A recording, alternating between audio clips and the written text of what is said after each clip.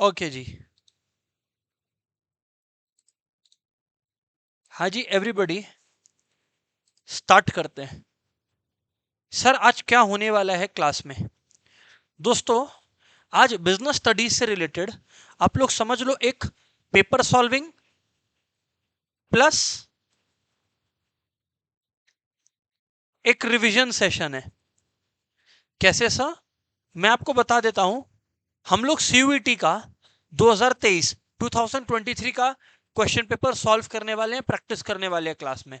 अब इसमें मेरा अप्रोच ये रहने वाला है कि पहले तो मैं आपको पेपर यानी कि हर क्वेश्चन के आंसर को बताने वाला हूं, एंड आंसर बताने के साथ साथ उस कॉन्सेप्ट को मैं आपको समझाने वाला हूं। इससे एडवांटेज ये होगा कि अपना रिवीजन एक प्रैक्टिकल साइड के साथ चलते चला जाएगा। कारण कि रिवीजन हो रहा होगा थ्योरेटिकल कॉन्सेप्ट का, पर प्रैक्टिकल एग्जाम में कैसा क्वेश्चन आ रहा है उसका भी एक डेमोन्स्ट्रेशन अपने लोग को मिलते चला जाएगा। होपफुली ये क्लियर रहेगा सबको। तो चलिए स्टार्ट करते हैं। मैं एक बार रूल को रिवाइज करवा देता हूं, सीयूईटी के रूल्स को। आप लोगों को 50 क्वेश्चंस मिलते हैं ऑफ एमसीक्यू टाइप। 50 के 50 क्वेश्चन एमसीक्यू टाइप के होते हैं, जिनमें से आप लोगों को 40 कोई भी करना होता है।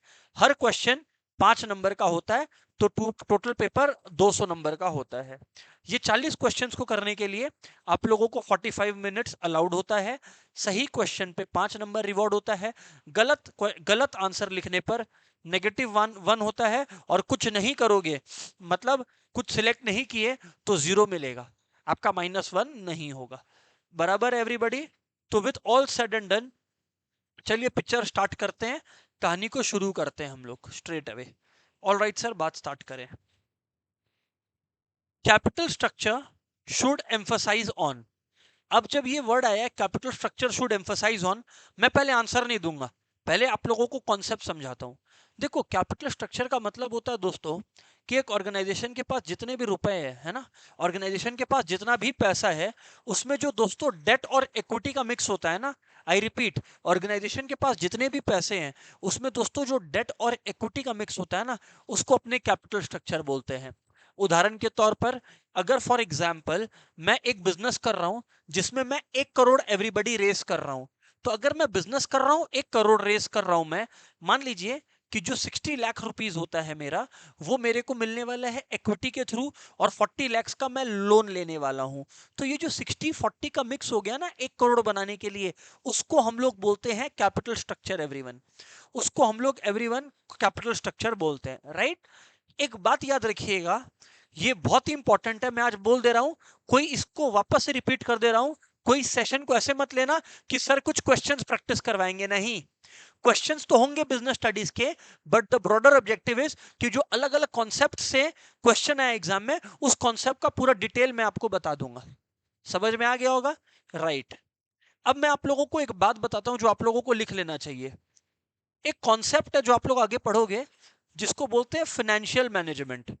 फाइनेंशियल मैनेजमेंट का मतलब होता है एक कंपनी ये डिसाइड करता है वो पैसे कहां से लेगा, कितने रेस करेगा, कितना पैसा डेट में डालेगा, कितना पैसा इक्विटी में डालेगा, और वो पैसा किस किस तरीके से यूटिलाइज करेगा, किस तरीके से वो पैसा यूटिलाइज करेगा। That's called financial management. अब एग्जाम में एक क्वेश्चन आता है। पहले तो मैंने आज आपको फर्स्ट थिंग क्या रिवाइज करवाया कि capital structure is a mix of debt and equity. What is capital structure? A mix of debt and equity. समझ रहे हो? Udayan, Anmol, Lakshya, Shevi, everyone attending online, come on guys. Yes sir. So that's what capital structure is. अब मैं क्या बोल रहा था आप लोगों को कि फाइनेंशियल मैनेजमेंट के अंदर कैपिटल स्ट्रक्चर डिसीजन आता है। फाइनेंशियल मैनेजमेंट के अंदर कैपिटल स्ट्रक्चर डिसीजन आता है। एग्जाम में क्वेश्चन आता है फाइनेंशियल मैनेजमेंट का मेन ऑब्जेक्टिव क्या है। कुछ स्टूडेंट्स बोलते हैं profit maximisation. I am sorry, the answer is wrong. Financial management का या कैपिटल स्ट्रक्चर डिसीजन मेकिंग का मेन ऑब्जेक्टिव है, आपको मैं बता दूं, wealth maximisation. Wealth maximisation. So financial management या कैपिटल स्ट्रक्चर डिसीजन का मेन ऑब्जेक्टिव है wealth maximisation. Sir wealth maximisation मतलब सरल भाषा में शेयर्स का वैल्यू को बढ़ाना। सर वेल्थ मैक्सिमाइजेशन मतलब, दोस्तों सरल भाषा में वेल्थ मैक्सिमाइजेशन का मतलब होता है कंपनी के शेयर्स का वैल्यू को बढ़ाना। कंपनी के शेयर्स का वैल्यू को बढ़ाना। ठीक है, सो ये जो था वो पहला क्वेश्चन था कि capital structure should emphasise on what, तो the answer is increasing the wealth of the shareholders, increase the wealth of the shareholders. ठीक है ना, so everyone, one last time मैं इससे रिलेटेड नॉलेज रिवाइज करवा दे रहा हूं आप लोगों को। मैंने आपको समझाया कैपिटल स्ट्रक्चर क्या होता है। मैंने आपको बताया कि कैपिटल स्ट्रक्चर का मतलब होता है mix of debt and equity. अच्छा, ऑफलाइन में तो मैं देख पा रहा हूं कौन क्या लिख रहा है। ऑनलाइन वालों, तुमको क्या इंपॉर्टेंट लगता है वो नोट्स तुमको लेना है, मैं नहीं करवाने वाला। मैं ये बता दिया, कैपिटल स्ट्रक्चर का मतलब होता है mix of debt and equity. Financial management का मेन गोल है प्रॉफिट मैक्सिमाइजेशन नहीं, वेल्थ मैक्सिमाइजेशन। आप लोग पूछेंगे वेल्थ मैक्सिमाइजेशन का क्या मतलब होता है? वेल्थ मैक्सिमाइजेशन का मतलब होता है कंपनी में जो शेयर होल्डर है उनका एक शेयर का वैल्यू को बढ़ाना। ठीक है ना, इसका मैं सबसे बड़ा एग्जांपल आप लोगों को दे सकता हूं, शार्क टैंक। ऐसे तो शार्क टैंक एक ऐसा शो है जो 100 सालों से आ रहा है, बट अगर आप इंडिया का बात करें तो ये 3-4 साल में ही लास्ट आया है। तो आप शार्क टैंक में देखोगे, अगर कंपनी का गोल या इन्वेस्टर का गोल या कंपनी का गोल प्रॉफिट मैक्सिमाइजेशन ही होता ना, तो जो कंपनी लॉस मेकिंग है ना, वो कभी भी फंडिंग ले जा नहीं पाती। सोच के देख लो, कोई भी कंपनी जो लॉस मेकिंग है वो फंडिंग ले जा ही नहीं पाती, क्योंकि शार्क्स को या इन जनरल कंपनीज को क्या मालूम है कि भाई इन्वेस्टर को इस बात से मतलब है कि भाई उसका शेयर का वैल्यू बढ़े। तो कोई भी capital structure decision making share holder wealth को बढ़ाने का कोशिश करता है, ना कि शेयर होल्डर का प्रॉफिट को। आप लोग बोलते हो Ambani is the richest person on planet या इन इंडिया। क्यों रिचेस्ट पर्सन है? क्योंकि रिलायंस का शेयर का वैल्यू बहुत ज्यादा है। रियल में अंबानी के पास उतना पैसा थोड़ी है। सर बात समझ में आ गया हम लोग को। खैर जो भी है, ऑनलाइन वालों आई होप क्लियर है, मैंने 3-4 बार रिवाइज करवा दिया अलग अलग तरीकों से। Come on everyone. Okay, Shaivi, Lakshya, Udayan, Anmol, very good, Preyas, all right, fantastic दोस्त। चलिए आगे बढ़ते हैं। Identify the right provided to the consumer by the CPA 2019। Mind you, 1986 वाला लॉ से क्वेश्चन नहीं आया, ये पुराना हो गया है। कंज्यूमर प्रोटेक्शन एक्ट 2019 से आया है। क्या क्वेश्चन है देखते हैं अपने लोग, है ना। फिर उसके बाद अपने लोग जो है आंसर लिखेंगे। देखो यहां पर यार, बोलो क्या। राइट टू सेफ्टी, हाँ है। राइट टू सेफ्टी, हाँ है। राइट टू बी इन्फॉर्म्ड, हाँ है। राइट टू चूज नहीं है। हाँ, राइट टू चूज हुआ करता था, पर दोस्तों वो हुआ करता था, आई एम सॉरी, बट वो हुआ करता था 1986 का लॉ में, इसमें नहीं है। Right to be heard, yes. Right to be assured, right to be assured पता है किसका है? Basically about the quality of the product. तो यहां पर जो दोस्तों आप लोगों का आंसर आ गया वो हो गया A B D E, A B D E. Option 3 हमारा करेक्ट है डियर स्टूडेंट्स, जिसके हिस्से हैं A B D E. Sir बात तो सर समझ में आ गया है। मूव करो सर, मूव करो सर, मूव करो सर। आगे बढ़े सर, अब आप आगे बोले सर, अब आप arrange the following functions of management. Arrange the following functions of management. जो भी स्टूडेंट हमारे से पढ़ के निकले हैं, मेरे से पढ़ के निकले हैं, मैं उनको एक ट्रिक लिखवाया था, एक बार सबको लिखवा दे रहा हूं। हेडिंग डालिए फंक्शंस ऑफ मैनेजमेंट, हेडिंग डालिए फंक्शंस ऑफ मैनेजमेंट, हेडिंग डालिए फंक्शंस ऑफ मैनेजमेंट। और जो ट्रिक है एवरीवन, जो ट्रिक है एक बार ध्यान से सुन लीजिएगा एवरीवन, जो ट्रिक है वो ये है, प्लीज पे अटेंशन, है ना। बोलिए सर क्या? The trick is functions of management का पोस्ट ऑफिस, पोस्ट ऑफिस से दाहिना चल, पोस्ट ऑफिस से दाहिना चल। Please right it down, it's not nonsense, don't worry. Post office से दाहिना चल। मैंने हर मैनेजमेंट की क्लास में सबसे पहला जो क्वेश्चन लर्न करवाया स्टूडेंट्स को, वो यही लर्न करवाया है। बता देते हैं इसका मीनिंग क्या है। पोस्ट ऑफिस से दाहिना चल का आप लोगों को दिख ही गया होगा। P for planning, O for organising, S for staffing, D for directing, C for controlling. Drishti याद रखिए, इसी स्टेप्स में, इसी ऑर्डर में जो है मैनेजमेंट के फंक्शंस एलोकेट करे जाने चाहिए। So the trick is post office से दाहिना चल, planning, organising, staffing, directing, controlling. तो सबसे पहले आएगा प्लानिंग ए, फिर आएगा organising B, staffing C, directing D, controlling E. तो मतलब अगर प्लानिंग सबसे पहले आया तो B, organising C, planning, organising, staffing A directing, D controlling, E B C A D, B C A D ये रहा, बी कैड ये रहा।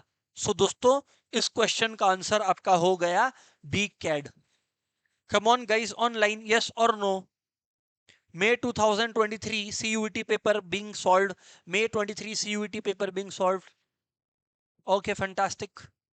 Moving on. अगर आगे बात करें, अगर आगे बात करें तो जो हमारा क्वेश्चन है वो ये है कि planning is an intellectual process that requires logical rather than wishful thinking. एकदम सही बात चल रहा है, एकदम सही बात चल रहा है ना? इसमें क्या बोल रहा है? विच feature of planning is highlighted by the statement. Very simple सा क्वेश्चन, वेरी सिंपल, कोई भी आंसर दे सकेगा। आइए देखिए, पहला बात, हाँ ये चारों प्लानिंग के फंक्शंस है, हाँ ये चारों प्लानिंग के फंक्शंस है, फालतू बात मत करना। ऑनलाइन वालों, ऑफलाइन, सारे ये प्लानिंग का फंक्शन है, बकायदा ये प्लानिंग का फंक्शन है, there is no doubt about it. But एक सेकेंड होल्ड ऑन, बट एक सेकेंड होल्ड ऑन। फ्यूचरिस्टिक मतलब फॉरवर्ड लुकिंग, फ्यूचरिस्टिक डैश देके लिख लो, फॉरवर्ड लुकिंग। फ्यूचरिस्टिक कभी भी आया तो आप लोग बोलिएगा फॉरवर्ड लुकिंग, है ना? कंटिन्यूअस का मतलब पता है, मेंटल एक्सरसाइज मतलब लॉजिकल थिंकिंग, और परवेजिव का मतलब है required in all organisations at all the levels. Pervasive का मतलब होता है दोस्तों required in all the organisations at every step, required in all the organisations at every step. So दोस्तों ये होता है आपका परवेजिव, ये होता है दोस्तों आपका परवेजिव। सर बात समझ में आ गया? तो यहाँ पे planning is a mental exercise का बात हो रहा है, क्योंकि विशफुल थिंकिंग इंटेलेक्चुअल प्रोसेस जैसा बातचीत यूज हो रहा है। ऑनलाइन वालों होपफुली क्लियर है क्या? मैं नेक्स्ट क्वेश्चन में चलूं?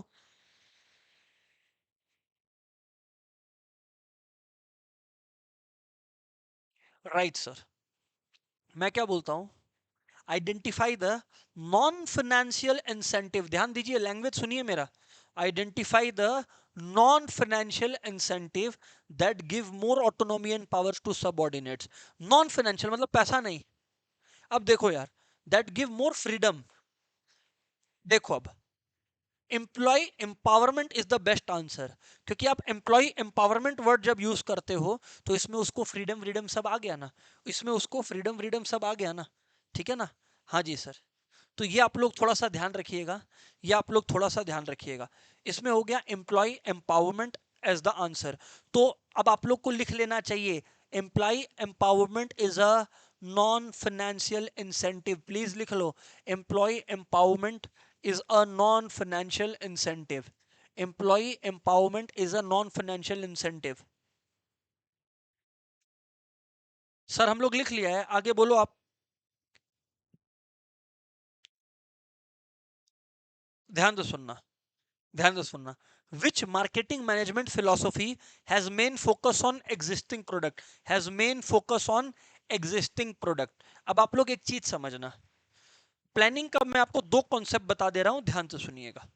ऐसे तो कॉन्सेप्ट बहुत होता है, बट मैं आपको बता देता हूं। एक कॉन्सेप्ट होता है जो मॉडर्न मार्केटिंग का कॉन्सेप्ट है, मॉडर्न मार्केटिंग का कॉन्सेप्ट है। ये क्या बोलता है कि भैया ऐसा है, प्रोडक्ट देखो कस्टमर को क्या चाहिए, customer orientation is the language.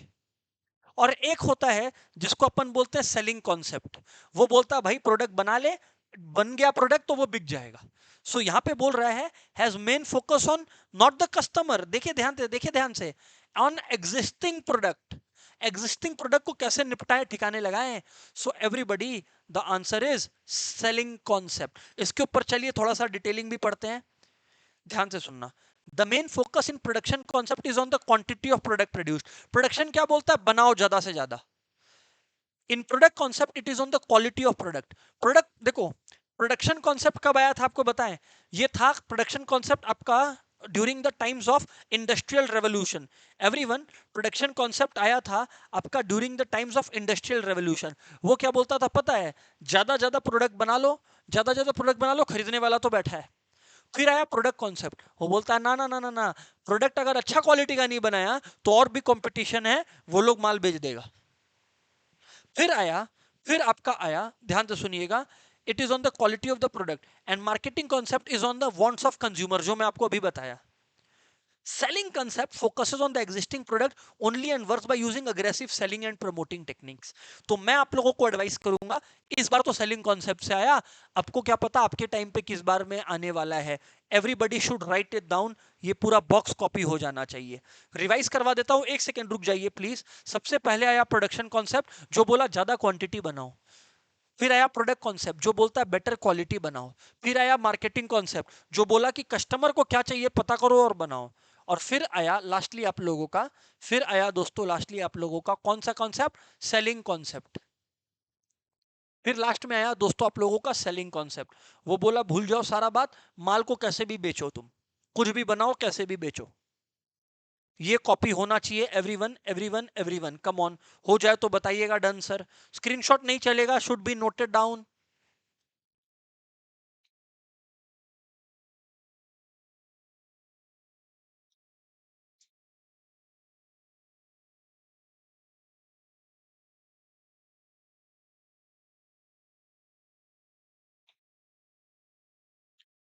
हो गया क्या जी?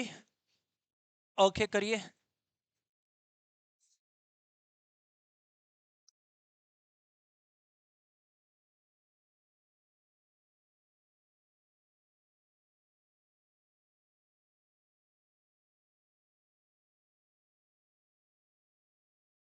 Okay fantastic. So dear students, आप लोगों का ऑप्शन वन जो है वो करेक्ट है, which is the selling concept. बढ़े क्या आगे? राइट सर, आगे बात बढ़ाते हैं. Let's see what is going on. Online वाला हो गया क्या? लिखना सबका कंफर्म करेंगे आप लोग. नहीं हुआ है तो I will wait again.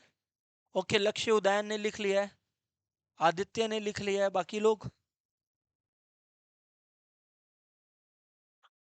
Okay Shaivi great. Okay Anmol great. चलिए सर हटाइए, अब आप लोग ध्यान से सुनिएगा. Identify the special forces of business environment. अब रुक जाओ, रुक जाओ, रुक जाओ, रुक जाओ, रुक जाओ. अब टॉपिक आ गया बिजनेस एनवायरनमेंट. मैं बोला था हर टॉपिक पे पढ़ाने वाला हूं आप लोग को. अब सुनिए कायदे से. बिजनेस एनवायरनमेंट का मतलब होता है all the general and specific forces. कायदे से सुनना. बिजनेस एनवायरनमेंट का डेफिनेशन होता है it is the sum total of all the general and specific forces outlying outside the business and affecting the functioning of the business. एक बार मैं और बोलूंगा, कायदे से सुनना पड़ेगा. Business environment refers to the sum of all the general and specific forces. Business environment refers to the sum of all the general and specific forces lying outside the business and affecting the functioning of business. General forces वो होते हैं जो in general पूरी industry के businesses को affect करेंगे या सारे businesses को affect करेंगे. Specific forces वो होते हैं जो किसी एक business को affect करेंगे. ऑनलाइन वालों रिवाइज हो गया?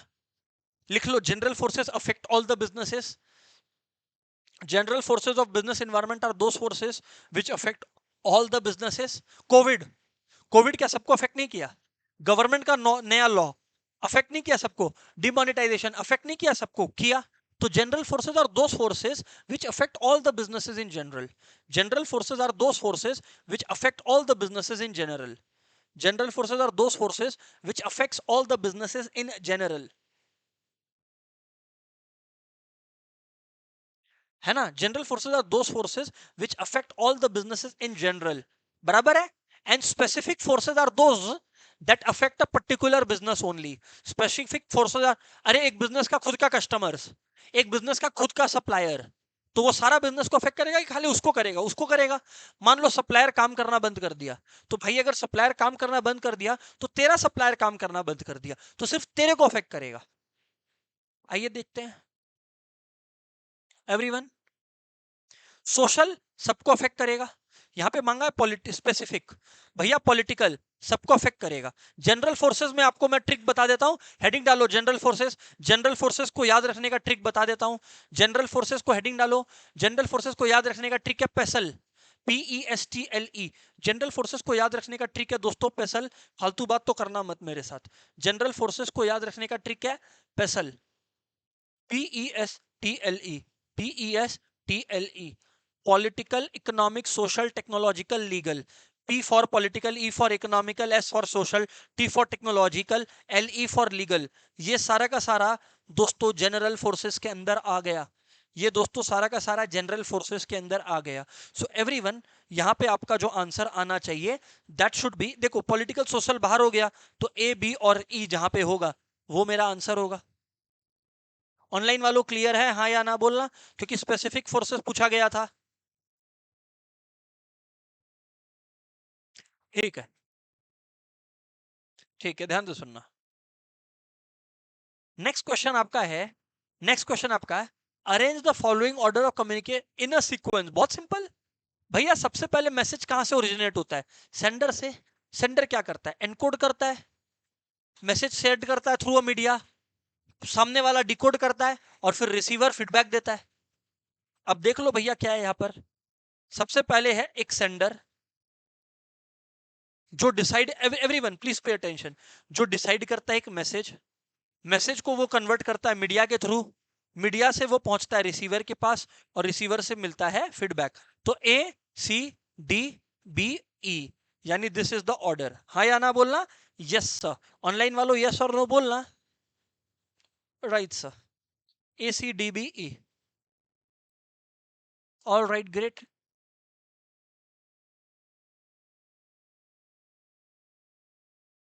डन है जी, डन है जी, यस सर। ऑनलाइन वालों डन है दोस्त? Okay great.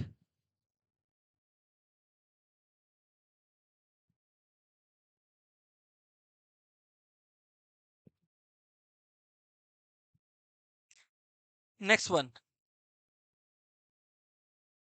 Dependence on technological gadgets is comparatively higher in America than in India। क्या बोला ये लोग, फिर से सुनो। Dependence on technological gadgets, technological gadgets, ठीक है ना, गैजेट्स का बात कर रहा है, ठीक है। Is comparatively higher in America, technology में अमेरिका में ज्यादा है डिपेंडेंस देन इन इंडिया, ठीक है।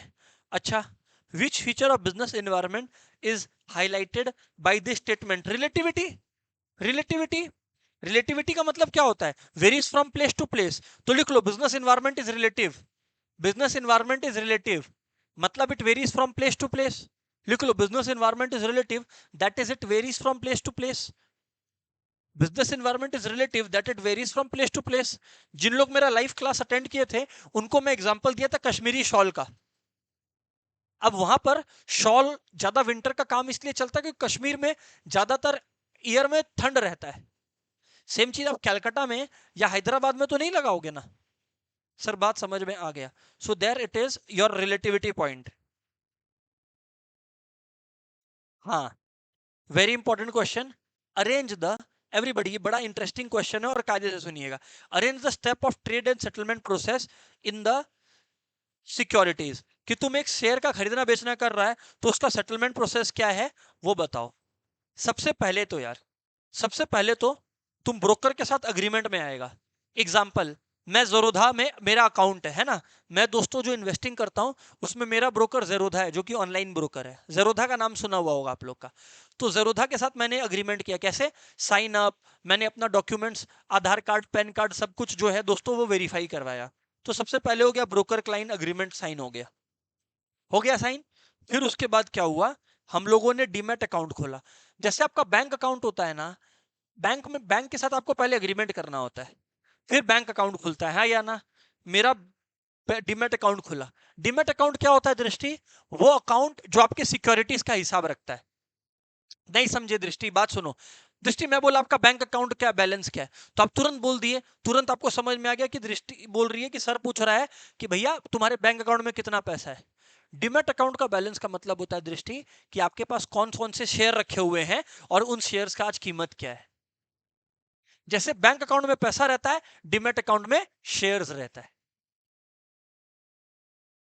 तो जो भी है, सबसे पहले आपने एक ब्रोकर क्लाइंट एग्रीमेंट साइन किया। सर ब्रोकर कौन होता है?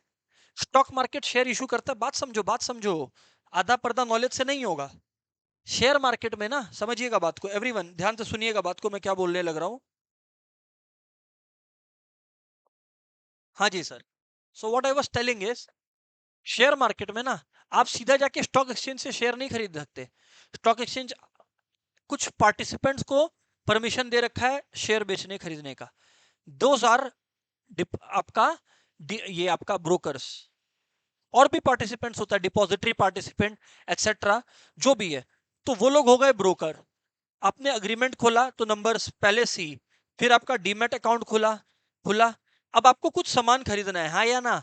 शेयर खरीदना है तो आप ब्रोकर को ऑर्डर दिए, ब्रोकर को ऑर्डर दिया तो ब्रोकर देखा कि शेयर प्राइस क्या आपको बताया, और जब आपने खरीद लिया तो ब्रोकर आपको एक कंफर्मेशन स्लिप दिया, CAB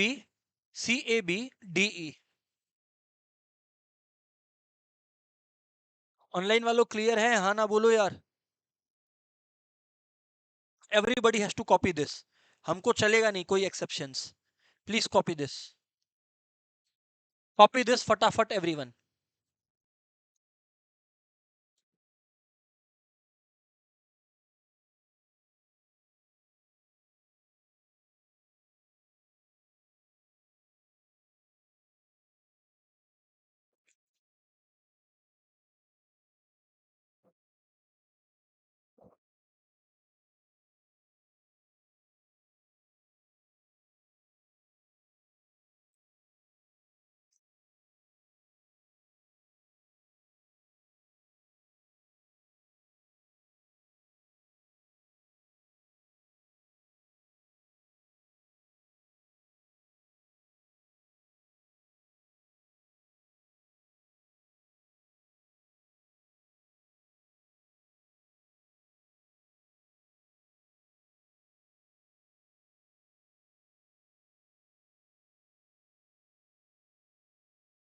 ऑनलाइन वालों डन है भाई? Yes sir done, very good, आगे बढ़ते हैं।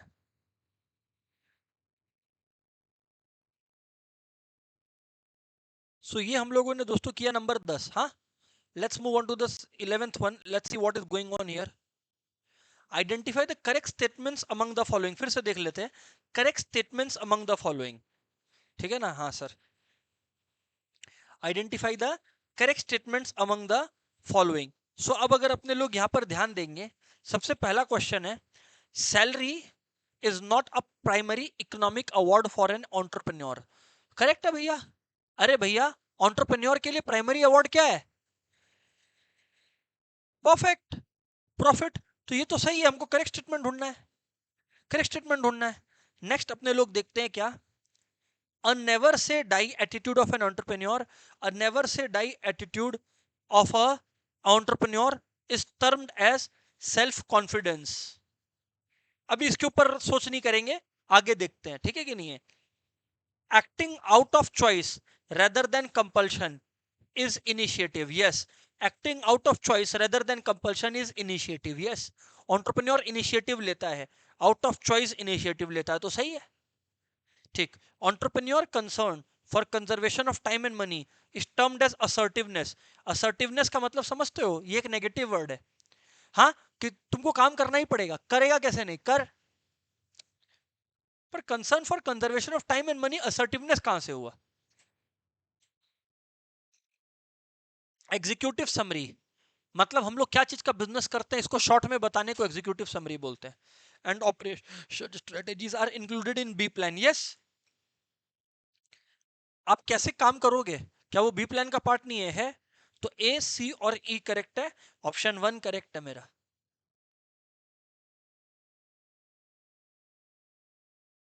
याद रखिएगा, a never say die attitude, यहां पे ये लोग क्या क्वेश्चन पूछा था, is termed as called self confidence नहीं, उसको परसिस्टेंस बोलते हैं, परसिस्टेंस बोलते हैं। पहले तो ये लिख लो, a never say die attitude of entrepreneur is termed as persistence. ये एनसीईआरटी से उठाया इन्होंने, is termed as persistence,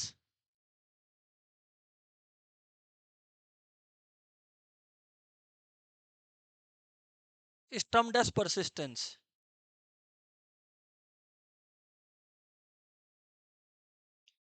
acting out of choice, देखो ध्यान से सुनो, acting out of choice rather than compulsion, taking the lead rather than waiting for others to start is termed as initiative। acting out of choice rather than compulsion, taking the lead rather than waiting for others to start is termed as initiative। ये तो हम लोगों ने हाँ किया ही है, क्या problem है तुम्हारे को? entrepreneurs conservation concern for conservation of time and money is termed as efficiency orientation। और हम लोग को यहाँ पर क्या बोला जा रहा था? असर्टिवनेस, इसलिए गलत बताया, समझ में आया? तो ये लिख लेंगे, entrepreneurs concern for conservation of time and money is termed as efficiency orientation। efficiency orientation is termed as efficiency orientation.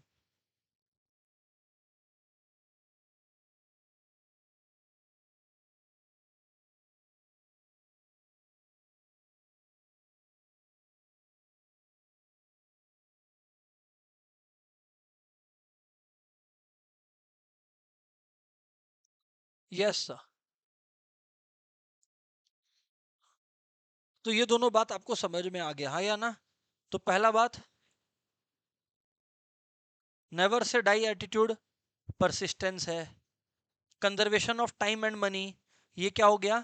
Efficiency orientation हो गया। क्लियर है भाई? यस सर, बातचीत तो क्लियर है। आगे बात करते हैं, let's see the next one. A company has replaced their obsolete machinery with a high-tech machine. सुंदर बात है। As it could not achieve its target in the previous month. As it could not achieve its target in the previous month due to so slow production process. ठीक है? Which step in the process, sorry, of controlling is executive? हाँ, due to slow production. Corrective action. अरे भैया, company corrective action लिया। Company corrective action लिया। Corrective action ये word किधर आया था, याद है? कंट्रोलिंग के डेफिनेशन में। कंट्रोलिंग का डेफिनेशन रिवाइज करेंगे फिर अपने लिखेंगे, सुन लो। करेक्टिव का सबसे पहला कंट्रोलिंग का सबसे पहला स्टेप होता है setting standards. Step 2, measuring actual performance. Number 3, analysing deviation, comparing and analysing deviation. And lastly, making corrective actions. So यहां पे कंपनी ने हाईटेक मशीनरी ले लिया, ये करेक्टिव एक्शन किया कंपनी ने। करेक्टिव एक्शन किया कंपनी ने। ऑनलाइन वालों क्लियर है, हाँ या ना बोलना सर?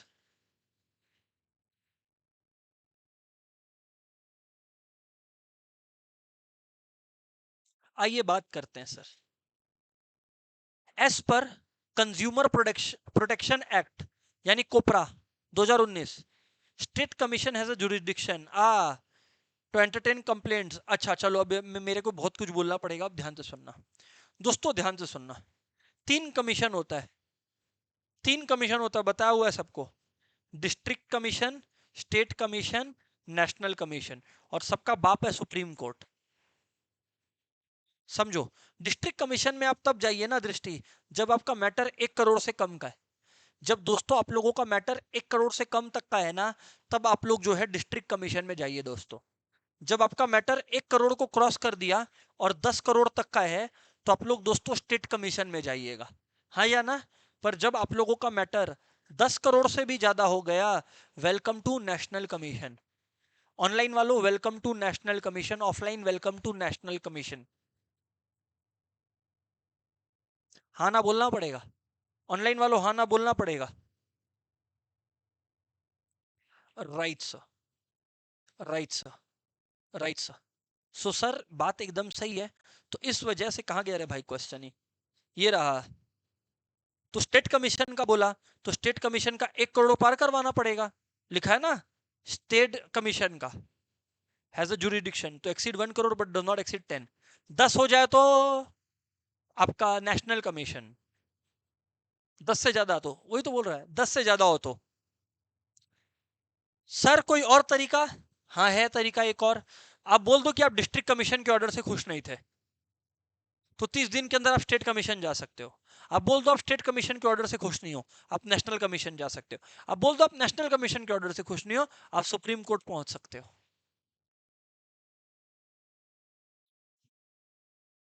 कॉपी करेंगे सारे के सारे लोग, अभी के अभी। कब आप किस कमीशन में जा सकते हो, वेरी इंपॉर्टेंट।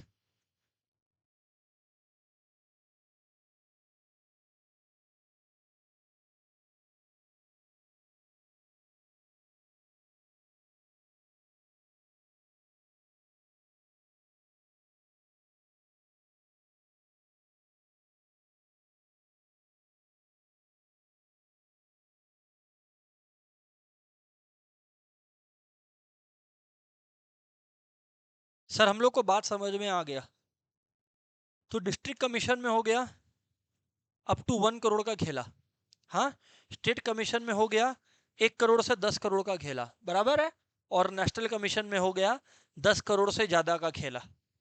आगे बढ़ते हैं।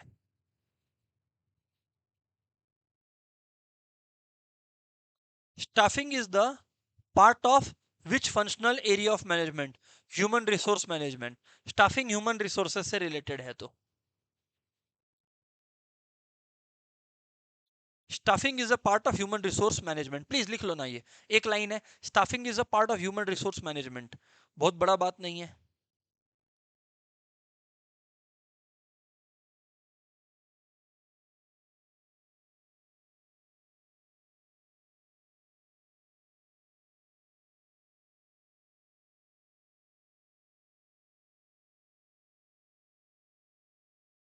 आइए बात करते हैं। सेबी, वाओ, सेबी सबका पढ़ा हुआ है। Securities exchange board of India, set up in 1992। आइए देखते हैं। Objective of SEBI to regulate stock exchange. हाँ, रेगुलेट स्टॉक एक्सचेंज की स्टॉक एक्सचेंज में कोई चिटिंग, चोरी, चकारी नहीं हो। प्रोटेक्टिव फंक्शन, हाँ, controlling insider trading. Insider trading मतलब समझते हो? इनसाइडर ट्रेडिंग का मतलब होता है, तुम एक कंपनी का डायरेक्टर है, हाँ, तुमको पता लगा कि ये कंपनी ना, मेरा वाला जो कंपनी, छोड़ दे, डायरेक्टर नहीं है, तुम एक कंपनी में एम्प्लॉई है, तुम कंपनी का अकाउंट देखता है, तुमको उस कंपनी में पता लगा कि ये जो कंपनी है ना, एक बड़ा और इंटरनेशनल ऑर्गेनाइजेशन के साथ टाई अप कर रहा है, दुबई से एक बड़ा ऑर्डर आने वाला है, तो शेयर का वैल्यू क्या होने वाला है? बढ़ने वाला है। तुम इस इंफॉर्मेशन के बुनियाद पर शेयर खरीद के बैठ गया कम वैल्यू पे, और जब बढ़ा तब तुम बेच दिया। ये तो चीटिंग हो गया ना, क्योंकि मार्केट में जो बेचारा इनोसेंट लोग बैठा है, वो लोग को तो ये नॉलेज नहीं है। ये फ्रॉड है, जेल हो जाएगा 10 साल का। इसको बोलते हैं इनसाइडर ट्रेडिंग। सेबी इसीलिए उस कंपनी के शेयर होल्डर्स का ट्रेडिंग अलाउ नहीं करता है। डेवलपमेंट फंक्शन ऑफ सेबी, हाँ, इंटरमीडियरीज को ट्रेन करना। हाँ, एकदम सही है भैया, तो मतलब ये तो एकदम स्ट्रेट फॉरवर्ड आंसर ही दे दिया ये लोग, कि ए का 1 हो गया, बी का 2 हो गया, सी का 3 हो गया, और डी का 4 हो गया। तो यानी कि आंसर हो गया 15 का आपका, ये रहा, ये ही। तो रेगुलेटरी फंक्शन में imposing fine and charges, development में ट्रेनिंग ऑफ इंटरमीडियरीज, प्रोटेक्टिव में बैंडिंग इनसाइडर ट्रेडिंग, और ऑब्जेक्टिव में आपका रेगुलेट द स्टॉक एक्सचेंज। इस तरह से लिख लो फटाफट।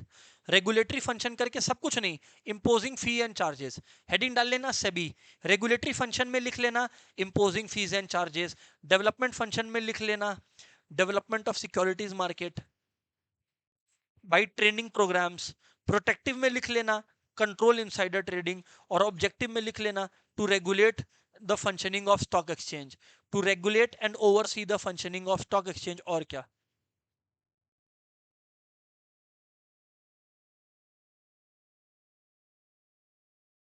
सर बात तो सही है सर।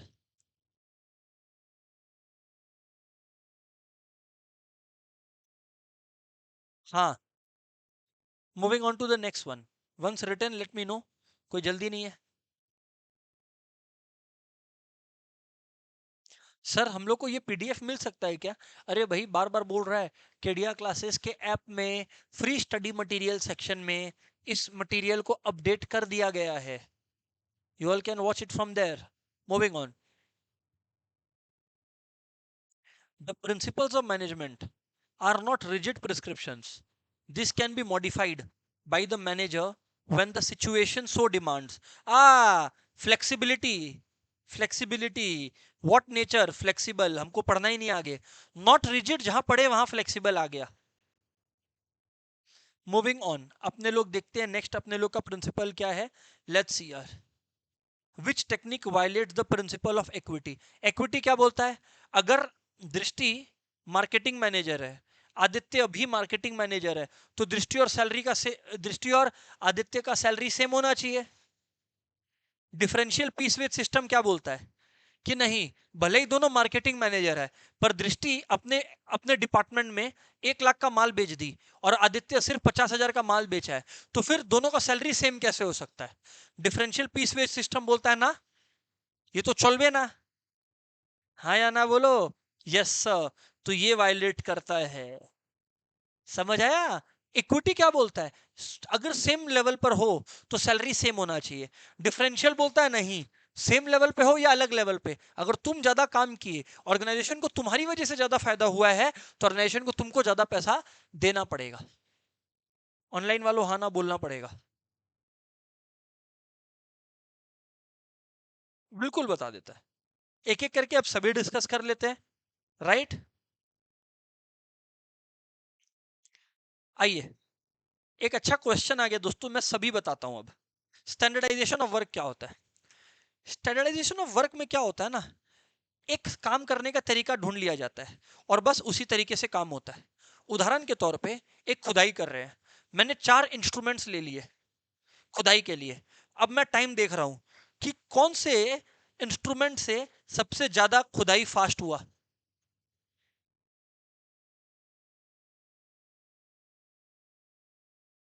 ठीक है, that's called standardisation of work.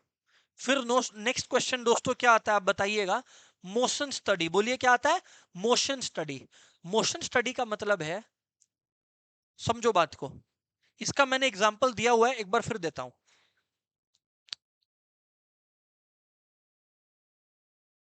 एक मूवी देखो आप लोग फ्री हो तो, फाउंडर। ये मैकडोनल्ड्स का स्टोरी है। फाउंडर नाम है, फाउंडर या कुछ ऐसा ही है। मैकडोनल्ड्स का स्टोरी है। उसमें इसका सबसे बढ़िया एग्जांपल है। सर आप बोल ही नहीं रहे हैं क्या है? कॉन्टेक्स्ट सेट कर रहा है।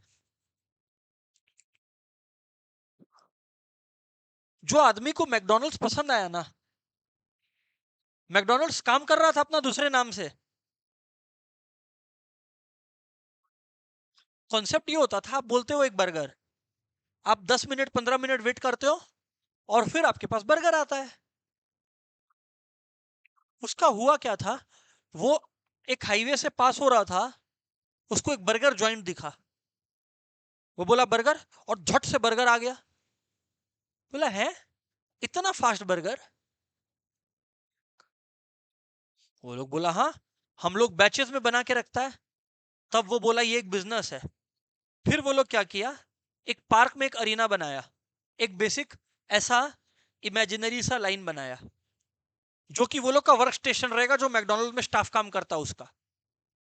कौन सा स्टाफ कैसे मूव करेगा, जब ये फ्रेंच फ्राइज ले रहा है, तब उस समय ये बिलिंग कर रहा हो, ये हमेशा इंश्योर्ड रहेगा।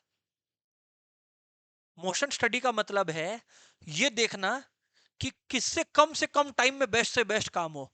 एक भी अननेसेसरी मूवमेंट, कि वो लोग टकरा गया, इसका सामान गिर गया, इसका सामान गिर गया, कुछ भी नहीं हो सके। इस स्टडी को बोलते हैं मोशन स्टडी। इस स्टडी को बोलते हैं motion study. Differential peace with समझा दिया आपको, जो कि सरल भाषा में यही बोलता है, अगर ज्यादा काम किए हो तो भैया रिवॉर्ड भी ज्यादा डिजर्व करते हो। एंड फाइनल आ गया डियर स्टूडेंट्स, मेंटल रेवोल्यूशन। दोस्तों मेंटल रेवोल्यूशन बोलता है सोचने का तरीका बदलो। और ये मेंटल रेवोल्यूशन दोनों के लिए जरूरी है। एम्प्लॉयर को भी अपना सोचने का तरीका बदलने का जरूरत है, एम्प्लॉई जो आदमी काम कर रहा है उसको भी अपना सोचने का तरीका बदलने का जरूरत है। मूविंग ऑन, आगे बढ़ता हूं। ये तो हो ही गया, बात खत्म ही हो गया। डिस्ट्रिक्ट कमीशन कहा गया रे भैया, अप टू 1 करोड़, यानी ए का हो गया 3, state commission 1 crore to 10 crore, C का हो गया 4, और डी का हो गया 2। A3B1C4D2, A3B1C4D2, A3B1C4D2, 3 हो गया आंसर हमारा। आज ही डिस्कस हुआ है। सोच रहा है इस नॉलेज पे 10 नंबर मिल रहा है, तुम सोच रहा है इस नॉलेज पे 10 नंबर मिल रहा है, ये सोचो तुम एक बार। तो भी है। Social environment includes money supply in the economy, sorry, ये इकोनॉमिक एनवायरनमेंट है। रेट ऑफ सेविंग्स, ये इकोनॉमिक एनवायरनमेंट है। New way of producing goods, technological environment है। कंजम्पशन हैबिट्स, ये आपका सोशल एनवायरनमेंट है। हाँ या ना? सोशल हैबिट्स आप लोगों का इसके अंदर आता है, मतलब कंजम्पशन हैबिट्स आपका सोशल एनवायरनमेंट में आता है। सो आपका 1 हो गया करेक्ट। हाँ या ना बोलिए। यस सर, बराबर बात है। हमको लग रहा था ना, आज ही डिस्कस हुआ ना कंट्रोलिंग का डेफिनेशन। देखो 20 नंबर क्वेश्चन, कंट्रोलिंग का डेफिनेशन। सबसे पहले take setting standards, step number 1। Step number 2 होता है मेजरिंग एक्चुअल परफॉर्मेंस। तीसरा कंपेयरिंग द टू, यानी कि बी हो गया, फिर ए हो गया, फिर डी हो गया, फिर ई हो गया। हाँ या ना? एनालाइजिंग डिविएशंस, और finally C taking corrective actions. BADEC, boom. Online वालों क्लियर है? हाँ ना बोलना। ऑफलाइन क्लियर है भाई? हाँ या ना बोलिए please.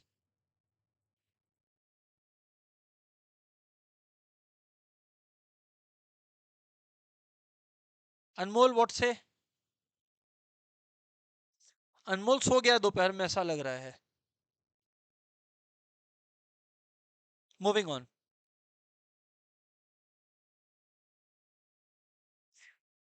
Which element of marketing mix refers to activities that make firm's product available to the target customer? Place. देखो, मार्केटिंग मिक्स का 4 पीस होता है। Product, price, place, promotion. Price is related to price, product is related to the branding and labeling of the product, place is connected with all the activities related to delivery of the product, and promotion is relating with advertisement and sales promotion.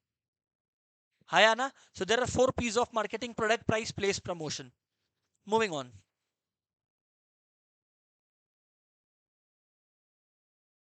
Which quality of a leader requires that he should understand people and maintain good human relation with them? Social skills. Initiative का मतलब है जिगरा, step लेने का। Communication skill, बात करने का तरीका। इंटेग्रिटी मतलब ऑनेस्टी। तो बचा क्या? Social skills.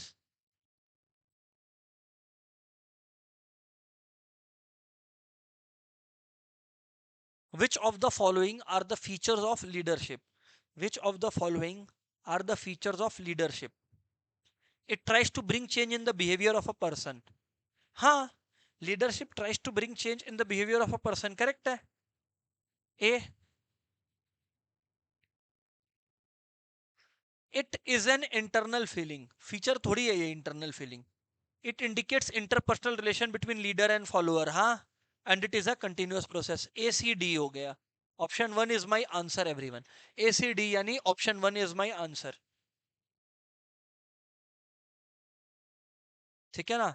ये वाला बात सब कॉपी करेंगे अभी के अभी, तुरंत तुरंत अभी के अभी सब कॉपी करेंगे।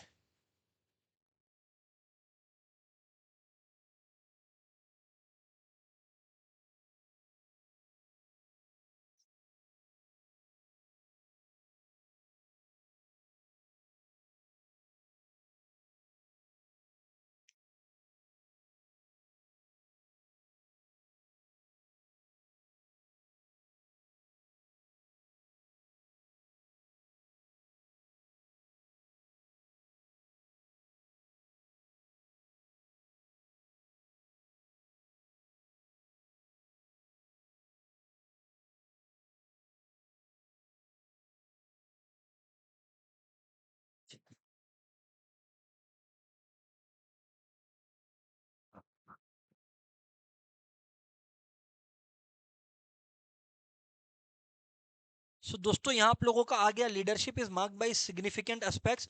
Firstly it एंटेल्स initiating changing in the behaviour and action of individuals. It reflects a robust interpersonal bond between leaders and followers. Lastly it is an ongoing process that demands consistent efforts and effective communication. ठीक है ना? Right right.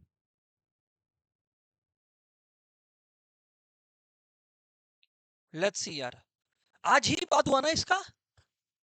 आज ही हुआ। Online वालों answer दोगे क्या? आज ही बात हुआ इसका। इनफैक्ट फर्स्ट क्वेश्चन में बात की आज इसका। ऑनलाइन वालों आंसर दोगे क्या? Primary aim of financial management बोलो क्या है? Thank you Lakshya. Maximising shareholders wealth. तुम समझ रहे हो, ये लोग रिपीट कर रहा है क्वेश्चन को।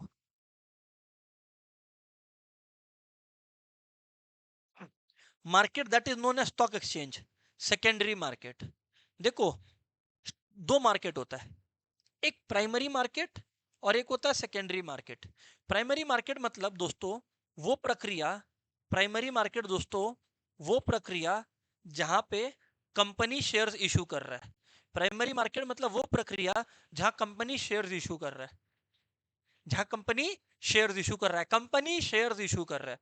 सेकेंडरी मार्केट, कंपनी एक बार इशू कर दिया तो क्या वो शेयर खरीदना बेचना बंद हो गया क्या? कंपनी तो मान लो दिया अनमोल को, ये हुआ प्राइमरी मार्केट। पर अनमोल शवि को कहां बेच रहा है? अनमोल सेम शेयर शवि को कहां बेचेगा? सेकेंडरी मार्केट में। सो दोस्तों stock exchange is an example of secondary market. लिख लेना, stock exchange equals to secondary market. Stock exchange is equals to secondary market.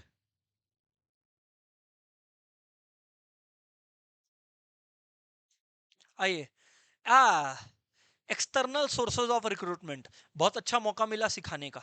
देखो दोस्तों, रिक्रूटमेंट का मतलब होता है searching for prospective employees and stimulating them to apply for jobs in the organisation. लोगों को ढूंढना एंड फिर उन लोगों को मोटिवेट करना कि आ मेरे पास जॉब करना है यहाँ।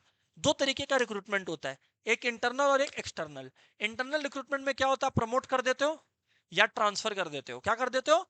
प्रमोट कर देते हो या ट्रांसफर। एक्सटर्नल में क्या, आप एडवर्टाइजिंग, कैंपस प्लेसमेंट, है ना, कैजुअल कॉलर्स, ये सब के ऊपर जाते हो। अब यहां क्या दिया हुआ है भैया, देखते हैं अपने लोग।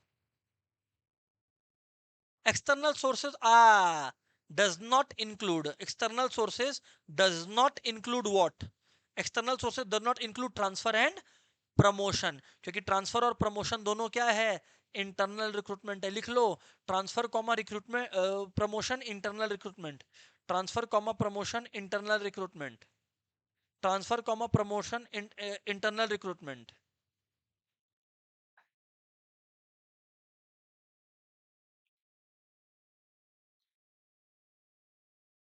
आइए बात करते हैं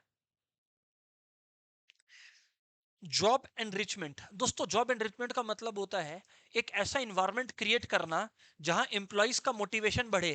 कैसे बढ़े? उन लोग को और टास्क देकर, बोरिंग टास्क नहीं, और ज्यादा कॉम्प्लिकेटेड टास्क दे दे के, चैलेंजेस दे दे के। तो ए का हो गया 4।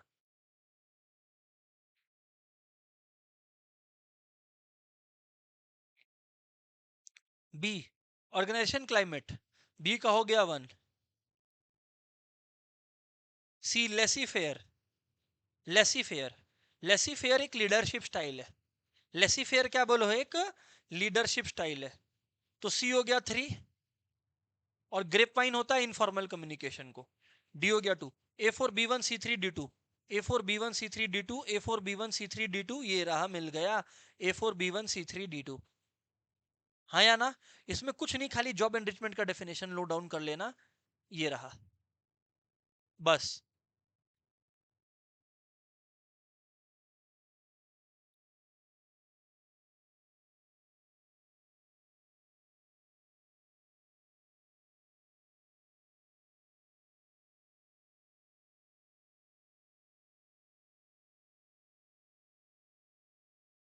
एंड गाइस, ऑनलाइन वालों, आप लोगों को बता दे रहे हैं, अगर किसी ने, चाहे ऑनलाइन हो या ऑफलाइन, अगर आप लोगों ने एग्जामिनेशन के लिए रजिस्टर नहीं किया है, मेक श्योर वो पूरा आप लोग जल्दी कर दे।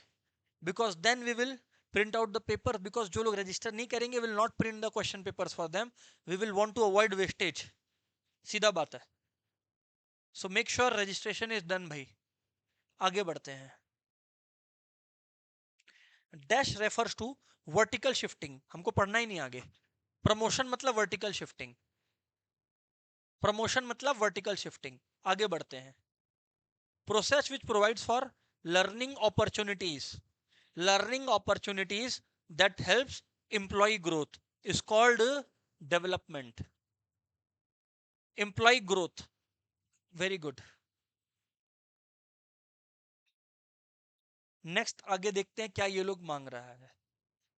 Identify the following under whose overall administrative control SEBI functions. Of course SEBI corporate affairs के अंदर नहीं आएगा, वो आता है मिनिस्ट्री ऑफ फाइनेंस के अंदर. तो लिख लो SEBI functions under ministry of finance government of India. GOI मतलब government of India. SEBI functions under ministry of finance government of India. SEBI functions under ministry of finance government of India.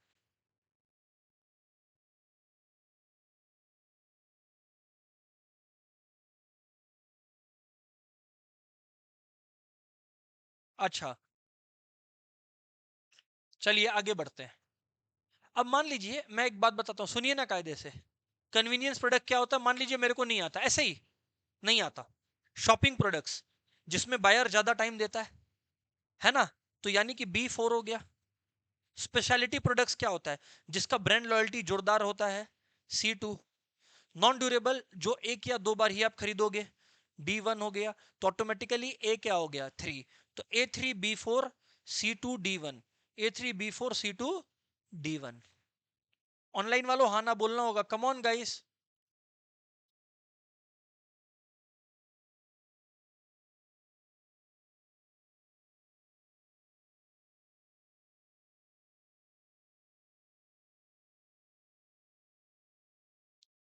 Clear है भाई online वालों? Right sir.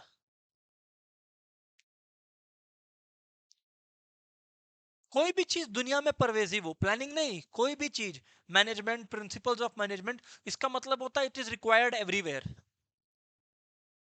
तो ये रहा, it is required in, नहीं, it is required at all level of management.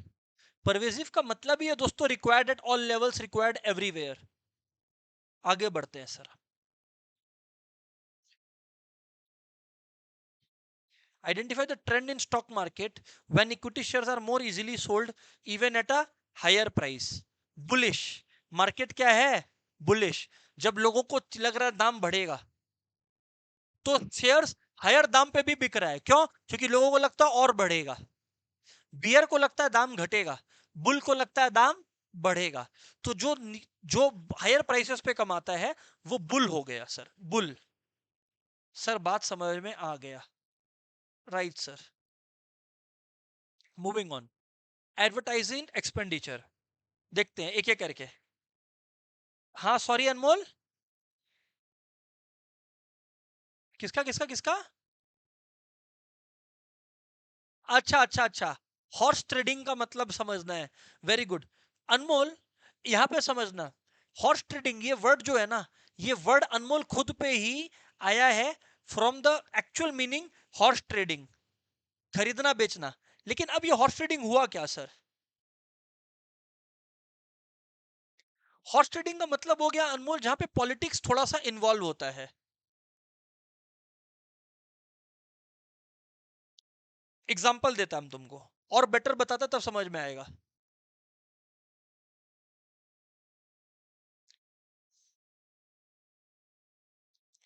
मेरे को पता है अनमोल, एक प्रोडक्ट मान लो अनमोल, ये एक बॉक्स है जिसका बात चल रहा है. तुमको ये बॉक्स अनमोल पसंद आया.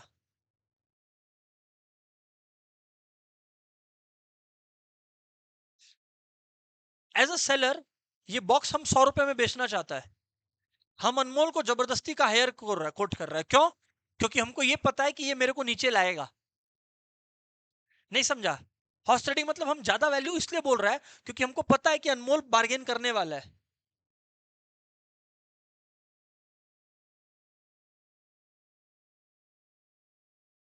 ये हो गया हॉर्स ट्रेडिंग. लेकिन एक और इसका मीनिंग है. हॉर्स ट्रेडिंग का मतलब है कोई चीज के लिए ज्यादा दाम देना जो उतने कीमत का ही नहीं है. हॉर्स ट्रेडिंग का मतलब यह भी होता है कोई चीज के लिए ज्यादा दाम देना जिसका उतना कीमत ही नहीं है, जिस चीज का उतना कीमत ही नहीं है. ये हो, समझ आ गया जो भी है. तो खैर यहां पर आंसर बुलिश है. आगे बढ़ते हैं. Moving on. Match list 1 with list 2 in question number 34. Advertisement expenditure, quality, labour, turnover और लिक्विडिटी. आइए एक एक करके बात करते हैं. यहां डिपार्टमेंट की बात हो रही है नहीं क्या? Advertisement I think marketing department करेगा, quality control I think production department करेगा, है ना? तो A3 हो गया ऐसा लग रहा है. B4 हो गया.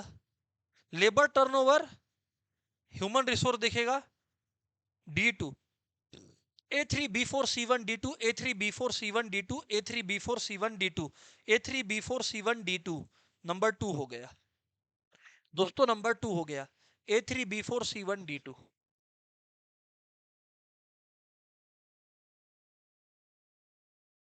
हाँ, very important, which technique of scientific management violates unity of command.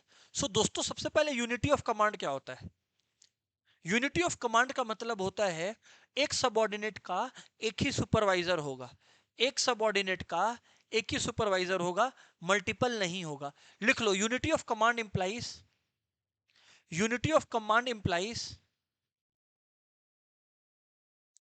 That,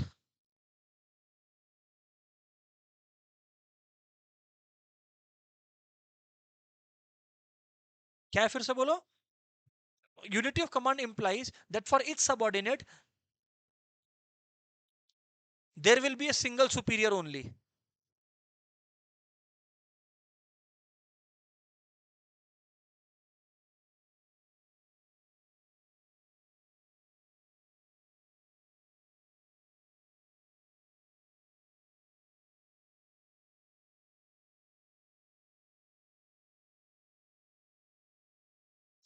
correct.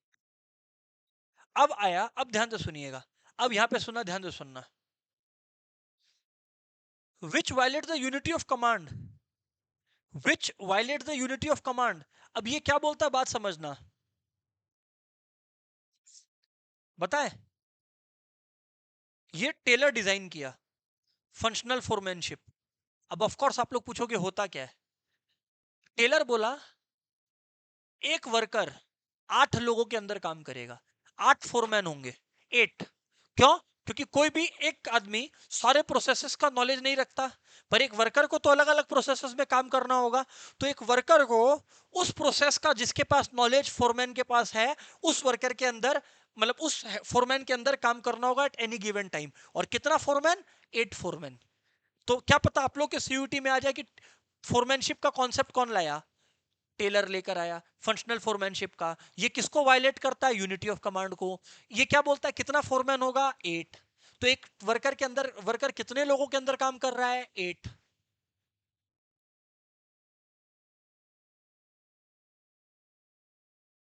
उदाहरण के तौर पे, उदाहरण के तौर पे एक वर्कर को मैंने दृष्टि हायर किया।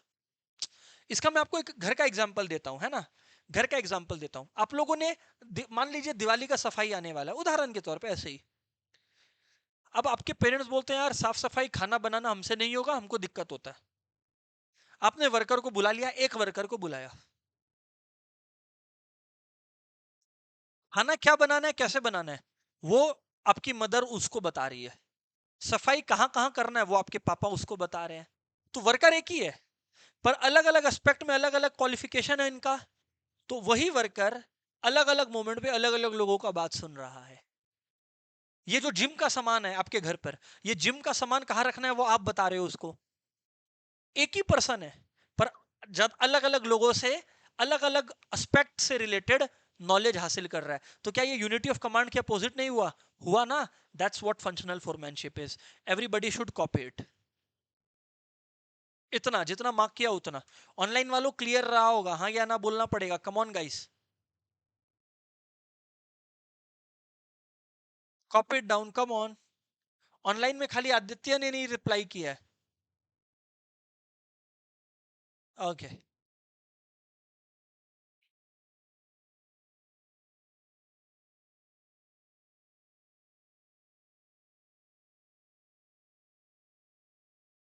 हुआ क्या?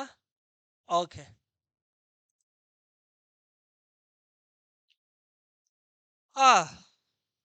स्टाफिंग, स्टाफिंग प्रोसेस बहुत easy. Estimating the man power requirement, step A, सोचना ही नहीं है, हाँ या ना। Estimating the man power requirement, सोच लिया। अब क्या करना है? रिक्रूट करना है, लोगों को बुलाना है, आ जाओ बी। चलो रिक्रूट भी हो गया। रिक्रूटमेंट के बाद क्या होता है? सिलेक्शन होता है, सिलेक्ट तो करेगा। सिलेक्ट हो गया, सिलेक्ट के बाद उन लोग को ट्रेनिंग देगा, क्या देगा? ट्रेनिंग। सबसे पहले ट्रेनिंग नहीं देगा, पहले उनको प्लेसमेंट देगा और फिर ट्रेनिंग होगा। तो A B E D C यानी ऑप्शन नंबर 3 हो गया। ये हो गया नंबर 36। वाओ। रिस्क टेकर कौन है भैया? नहीं जानना हमको। ऑन्टरप्रन्योर है। कस्टमर गवर्नमेंट मैनेजर का risk, entrepreneur is a risk taker. According to, ध्यान से सुनिएगा, according to principle of management, organisation should have a chain of authority. आगे पढ़ना ही नहीं है, स्केलर चेन है। चेन ऑफ अथॉरिटी रे बाबा, डैश देके लिख लो स्केलर चेन। लिख लो चेन ऑफ अथॉरिटी, डैश देके scalar chain.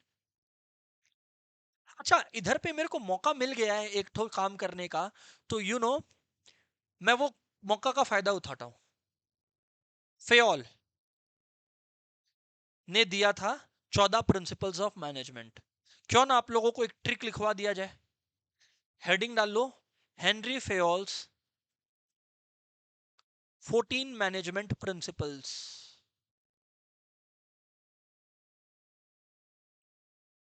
14 management principles. Dad,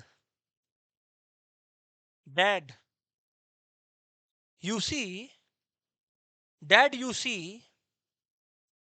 USSR, USSR एक कंट्री था। Dad U C USSR, O I सी।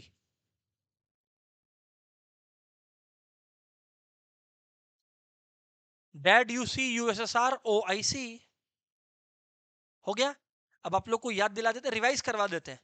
लिखने का काम आप लोगों को करना है। Division of work, authority and responsibility. क्या था? Division of work, authority and responsibility. हाँ या ना बोलिए।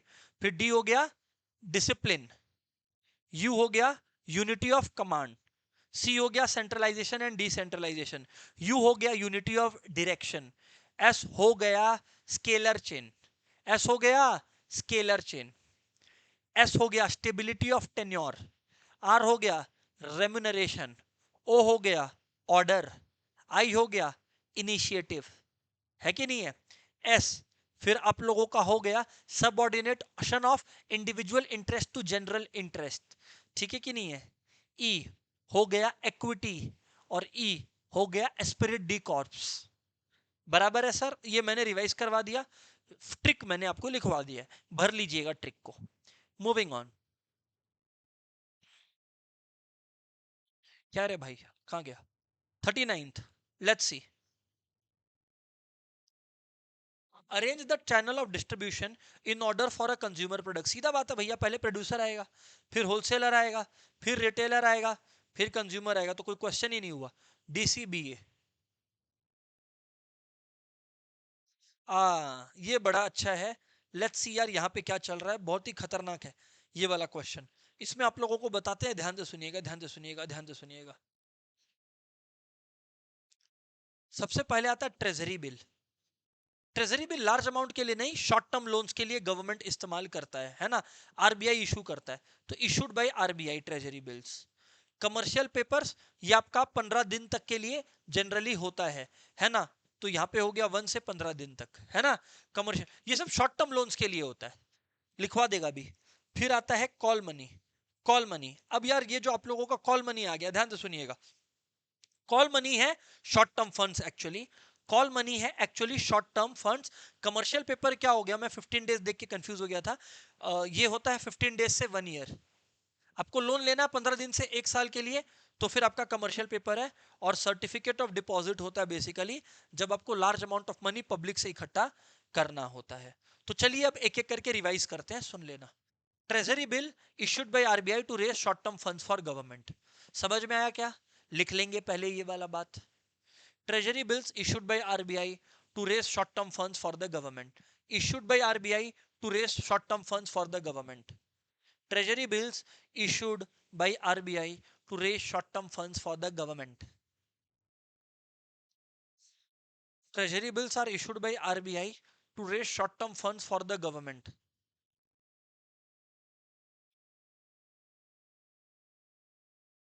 Next, commercial paper is an unsecured debt with a maturity period of 15 days to 1 year. लिख लीजिए, commercial debt Commercial paper is an unsecured debt with a maturity period of 15 days to 1 year.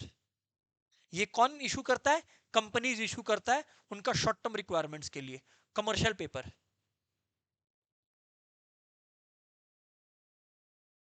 ठीक है. अगर आपको छोटा समय के लिए, पहले ये लिख लो कमर्शियल पेपर, फिर बात करते हैं. अनसिक्योर्ड डेट है, हाँ, क्योंकि ये ओरिजिनेट हो रहा है कॉर्पोरेशन से, कंपनीज से.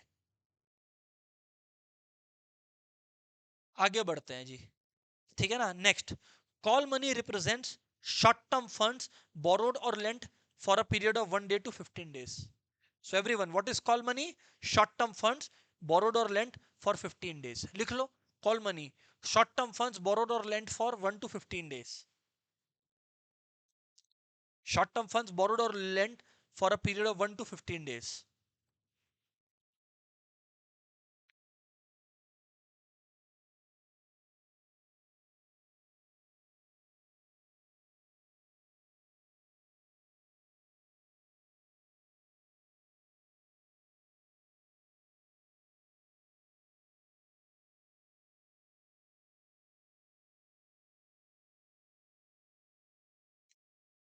नेक्स्ट हो गया आप लोगों का certificate of deposits. is a money market instrument used by banks to mobilize large amount of money. Used by banks. देखो सर्टिफिकेट ऑफ डिपॉजिट कौन यूज करता है? Used by banks to mobilise large amount of money for a specified period, usually for few months to a year. Usually for few months to a year.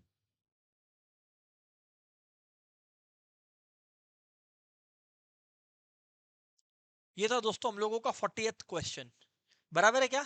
Moving on to the 41st one. Let's see क्या चल रहा है यहाँ पे.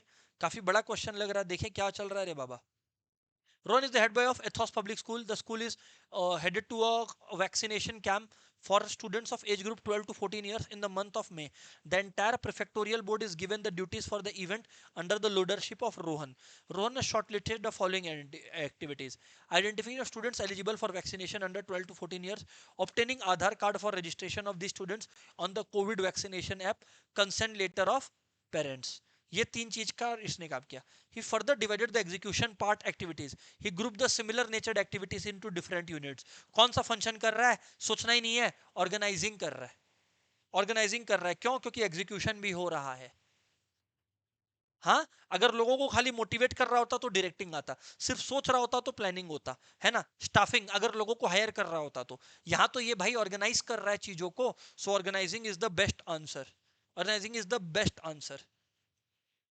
Moving on. फिर से क्या आ रहा है रे बाबा? यहाँ पर देखो क्या है. Ron has shortlisted following activities. Identify the step highlighted in the above line in the process of organization, है ना. एक्टिविटीज, कुछ एक्टिविटीज को शॉर्टलिस्ट किया है. तो identification and division of work. देखो ना, वर्क को बांट लिया कि एक है स्टूडेंट्स को आइडेंटिफाई करना, आधार कार्ड लेना, कंसेंट लेटर. तो आइडेंटिफिकेशन ऑफ वर्क. देखा, ये लोग हर बार एक ऐसा करता है. अपने लास्ट डे इको में भी देखे थे, एक क्वेश्चन को पकड़ लेगा और उससे 4-5 क्वेश्चन पूछेगा, मतलब 20-25 नंबर एक क्वेश्चन से.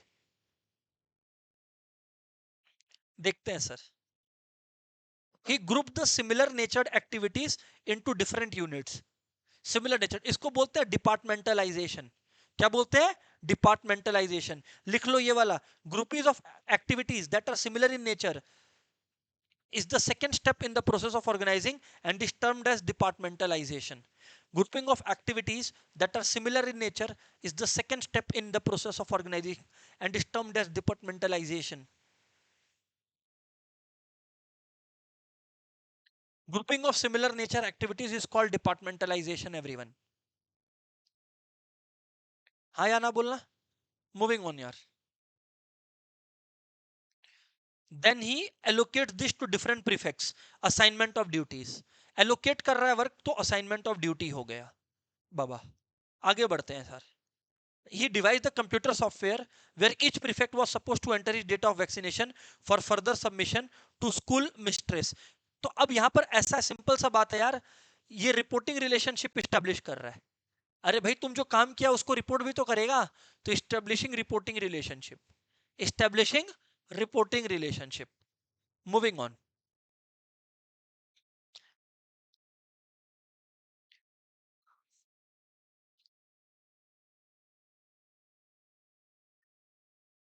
Company's target production is 10,000 units in a year.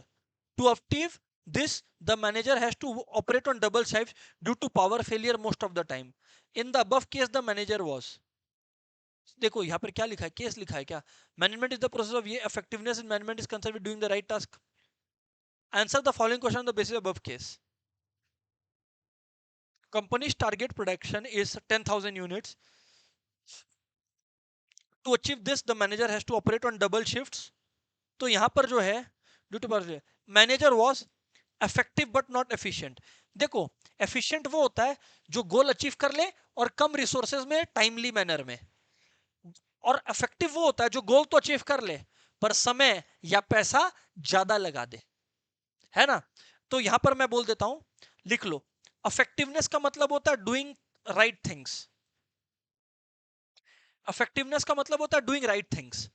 उदाहरण के तौर पे आप लोग घर पे पढ़ रहे हो तो you are doing the right thing. पर इफेक्टिवनेस होता, एफिशिएंसी होता है, एफिशिएंसी होता है doing things rightly, doing things rightly, doing things rightly. मतलब आप सही काम तो कर रहे हो पर सही तरीके से कर रहे हो. आप घर में पढ़ रहे हो पर मोबाइल में आराम से बैठ के लेटे लेटे लेटे लेटे पढ़ रहे हो, कभी पढ़ ही नहीं रहे हो. तो आप जो पढ़ रहे हो वो तो कर रहे हो करेक्ट, पर सही तरीके से सही समय को यूज नहीं कर रहे हो, तो you are not efficient, you are effective. Sir समझ में आ गया. Next, cutting down the cost but not achieving the target production. Cost आपने कम कर दिया तो आपने एफिशिएंट तो हो क्योंकि आप रिसोर्स का वेस्टेज तो कम कर दिए, पर आप गोल अचीव नहीं कर पाए तो आप इफेक्टिव नहीं हो, है ना. लिख लो, ऐसे करके लिख लो प्लीज, ऐसे लिख लो. इफेक्टिवनेस अचीवमेंट ऑफ गोल से लेना देना है. इफेक्टिवनेस को लिख लो, इफेक्टिवनेस को लेना देना अचीवमेंट ऑफ गोल से. इफेक्टिवनेस को अचीवमेंट ऑफ गोल से लेना देना है. इफेक्टिवनेस को अचीवमेंट ऑफ गोल से लेना देना है. इफेक्टिवनेस को अचीवमेंट ऑफ गोल से लेना देना है. एफिशिएंसी को, एफिशिएंसी को रिसोर्स का ऑप्टिमम यूटिलाइजेशन से लेना देना है. Optimum utilisation of resources, optimum utilisation of resources से लेना देना है.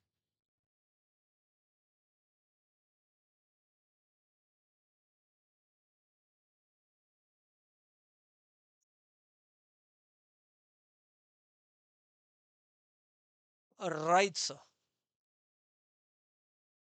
आगे बढ़ते हैं. Management is the process of, आगे बढ़ते हैं sir. Dash implies setting goals in advance and developing a way of achieving them. अरे setting goals in advance, planning लिखो. planning implies setting goals in advance. please, planning implies setting goals in advance. आगे बात ही मत करो. planning implies setting goals in advance.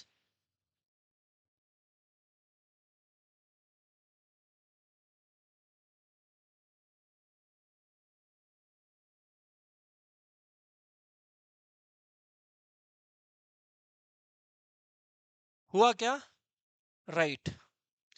Management is the process of planning, organizing ये. That is the management for the monitoring organizational performance towards the attainment of organizational goals. Controlling. हाँ या ना? Setting standards, measuring actual performance. And lastly, that determine what resources and activities are required. Organizing. Organizing. So दोस्तों 50 questions हम लोगों ने कर लिया है. आई होप इससे आप लोगों का काफी रिवीजन हुआ होगा, कॉन्सेप्चुअल क्लैरिटी आया होगा. बाकी का बात अपने आगे नेक्स्ट डे करेंगे. Goodbye everyone.